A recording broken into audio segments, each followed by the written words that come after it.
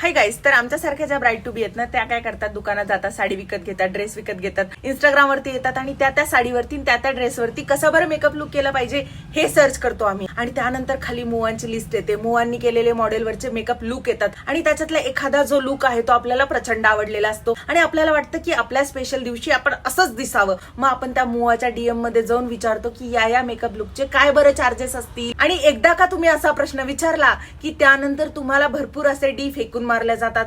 3D, 5D, 8D, 6D, 9D, जेवढे D आजपर्यंत हॉलिवूडमध्ये आणि कॅननमध्ये रिलीज झाले नसतील ना, तेवढे डी यांच्या मेकअप मध्ये रिलीज झालेले आहेत. आणि त्यांना असं वाटत असतं की ही ब्राईड आहे ना, म्हणजे हिचा बाप जो आहे तो डी कंपनीचा मालकच आहे, हिच्याकडे एवढा पैसा असेलच आणि ही तेवढा वतलच.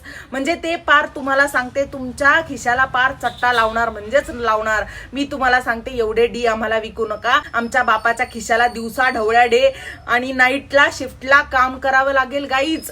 मेकअप आर्टिस्ट नो, तुम्हाला कळतंय का? आमच्या बापाचा जरा विचार करा. मी खोटं नाही सांगत. एवढे पैसे मेकअप आर्टिस्टला देण्यापेक्षा मी माझ्या नवऱ्याला हुंडा देईल, हशी खुशी हुंडा देईल गाईज. एक्सपेक्टेशन वरती कुणीही खरं उतरत नाही, कारण त्याच्या मॉडेल आहेत ना, त्यांचे चेहरे इतके पालीच्या पोटासारखे गुळगुळीत असतात ना, आपल्याला वाटतं आपला पण मेकअप असाच होईल. नाही, असा नसतो होत आपला, कारण आपल्या बापाचा खर्च बघता बघता आपल्या डोळ्याखाली काळं आलेलं असतं आणि एवढा सगळा खुरदुडा चेहरा बघून असा तसा मेकअप होत नसतो गाईज. त्याच्यावरती 4 किलोमीटर मेकअपचा लेअर असतो, 2 किलोमीटरची फिल्टरची लेअर असते आणि नंतर त्याच्यावरती एवढे मोठे लाईट लावलेले असतात, हाय फोकस कॅमेरे असतात. त्याच्यामुळे तो मेकअप इतका भारी दिसतो. आपला मेकअप एवढा भारी नसतो होत.